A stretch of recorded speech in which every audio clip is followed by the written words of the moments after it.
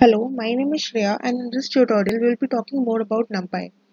I'll be discussing random numbers with you and then we will move on to data distribution. I'll show you how we can generate random number, what is true random number, what is pseudo random number. We'll also see how we can generate random float and random arrays. Okay, so let's get started. Now talking about random number, first we need to realize that what is a random number. Random number does not mean a different number every time. Random means something that cannot be predicted logically. NumPy offers the random module to work with random numbers. If there is a program to generate random number, it can be predicted. Okay. So if we are generating random number through a program, there must be some algorithm which is working behind it. So it can be predicted. So that is why this is not true random. And that is why we call it pseudo random number. So in this tutorial, we will learn how we can generate pseudo random number. Okay. Random numbers generated through a generation algorithm are called pseudo random. So let us see how we can do that. So we will write the lines of code from NumPy import random, shift enter. Okay. So I have imported the random from NumPy and now to generate random number. Suppose I want to generate a random number from 0 to 100. So what will I write? I'll write x is equal to random int stands for integer, random dot int and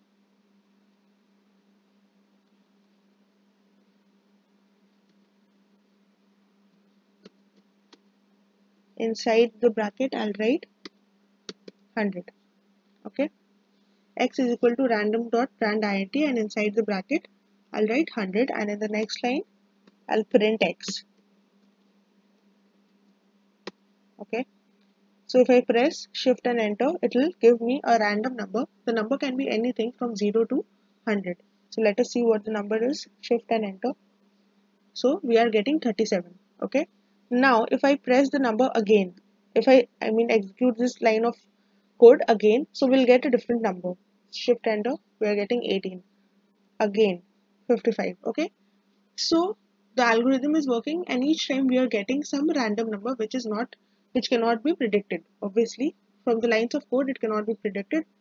So this is called the pseudo random. Moving on, how can we generate a random float? Okay, the random module rand method returns a random float between 0 and 1. Okay, so if we want to generate a random float from 0 to 1, we will again write x is equal to random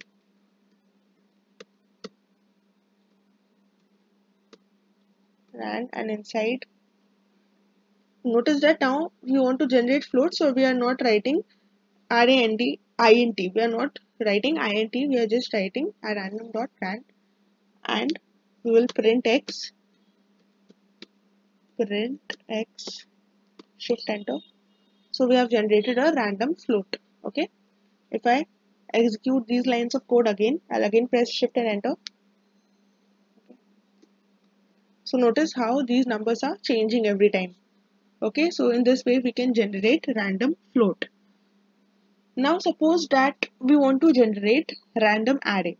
So in NumPy we work with arrays and you can see the method from the examples to make random arrays. Okay, so if you want to generate random arrays, we can also do it. So suppose I want to generate a one-dimensional array containing 5 random integers from 0 to 100. Okay, so alright. Suppose I want to generate a one-dimensional array. So I'll write x is equal to random dot rand int. Inside I'll write 100. Okay, size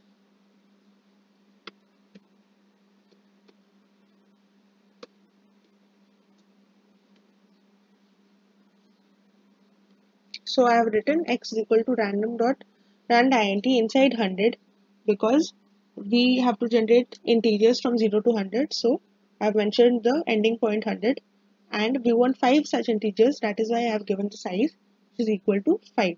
Now I want to print. So I'll print this, print inside the bracket x. Alright, then shift enter and we have got 5 random integers in the range 0 to 100. If I execute these lines of code again, so each time we are getting different integers. Okay, alright. Now suppose that we want to generate a 2D array, okay, with 3 rows. We want to generate a 2-dimensional array with 3 rows, each row containing 5 random integers from 0 to 100. Then what can we do? We can simply write x is equal to random dot rand int inside. I'll give the end of the range which is 100. I'll put a comma and I'll write size is equal to, in the bracket I'll write 3 comma 5. Okay, so 3 stands for row and 5 stands for column. Alright, and then in the next line I will print x. Shift enter. So we have successfully generated a array with 3 rows and 5 columns, and each time I execute these lines of code, the numbers inside my array will change. Alright, so we have successfully created a random array. Alright, next we will see how we can use the choice method. Okay, how we can use the choice method. So the choice method allows us to generate a random value based on an array of values. The choice method takes an array as a parameter and randomly returns one of the values. Okay, so suppose that for example we want to return one values in an array. Okay, so suppose that I am giving the program a choice to give me one value out of the values which I have mentioned. So random dot choice, inside my round bracket I'll put a square bracket and I'll give in some random number like 3, 8, 5, 9, 4, 6. Okay, so I've taken a bunch of numbers, and this choice method is basically forcing my algorithm to return me one value from these different values which I have already provided. Okay, now if I print, x, so I'll get one of these values. So this time I got 3. If I execute these lines of code again, I'm getting 6 again, 6 again, 5 this time. Okay, so this choice method is basically giving us a value, but this value is not completely based on this value does not completely uses the program. It basically gives us a value based on the numbers which we have provided. Okay, alright, moving on. Suppose we want to generate a 2-dimensional array that consists of the value in the array parameter. Okay, so how can we do that?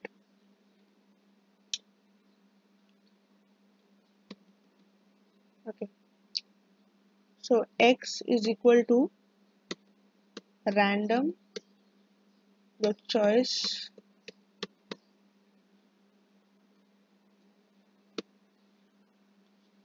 three comma 5, 8, 9, 6. Okay,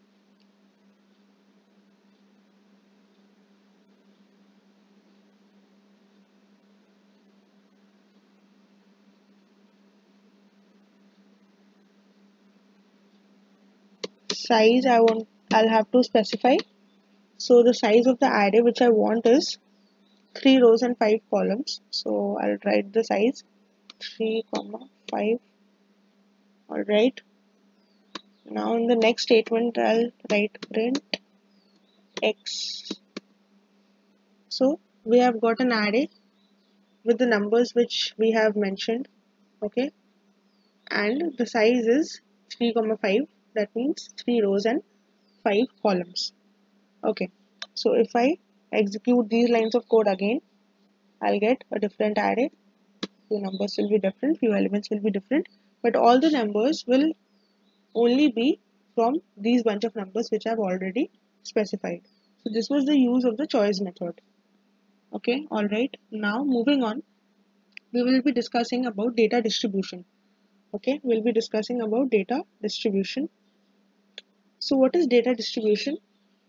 Data distribution is a list of all possible values and how often each value occurs.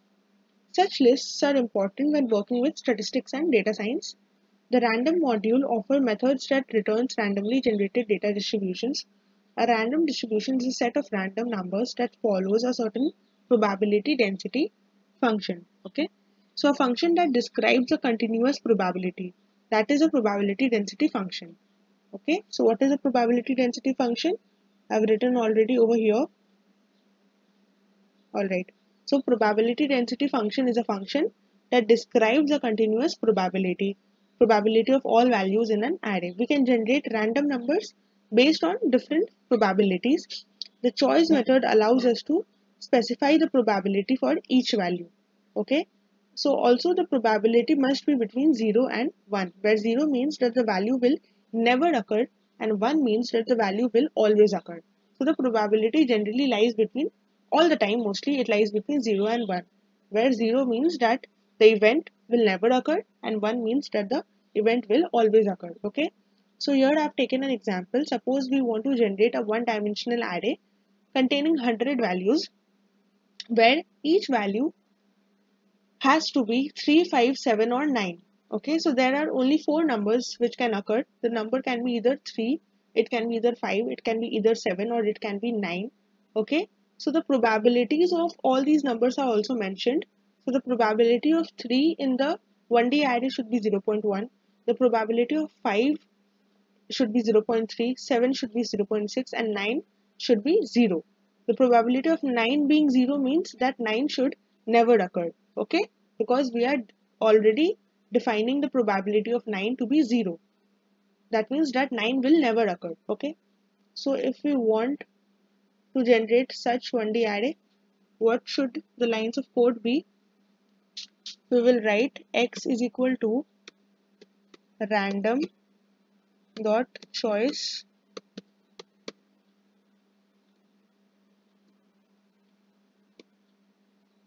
and we will write the numbers which you want, 3, 5, 7, 9, and we will then write the probabilities. So p equal to, and inside square brackets we will write the probabilities 0.1 for 3, 0.3 for 5, 0.6,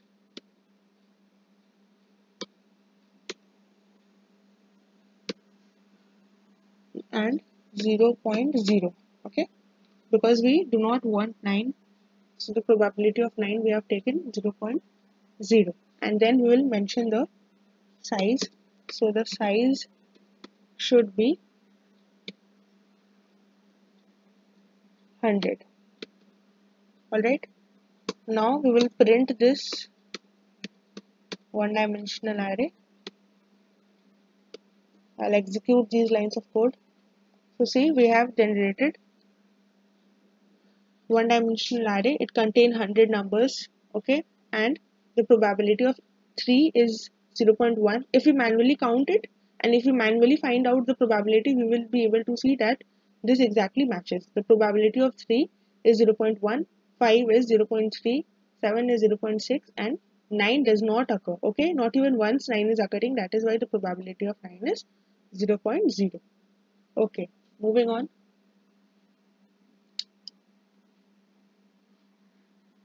Suppose that now I want a two-dimensional array with 3 rows containing 5 values.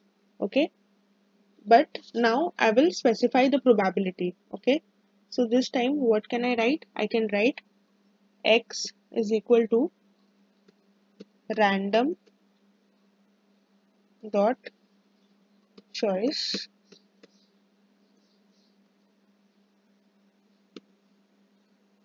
three comma 5 comma 7 comma 9.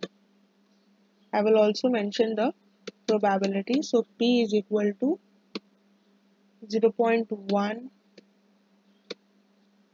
0.3, 0.6 and 0.0. So I have mentioned the probabilities. Now I'll have to mention the size. So the size which I want is 3 rows and 5 columns. So 3 comma 5. Okay, and now I want to print this array. So print x. Okay, here it is. So we have successfully created a array with these numbers wherein the probability of 3 is 0.1, 5 is 0.3, 7 is 0.6 and 9 does not occur, so the probability of 9 is 0.0. Okay, so that's it for this tutorial. We will meet again in the next tutorial. Thank you.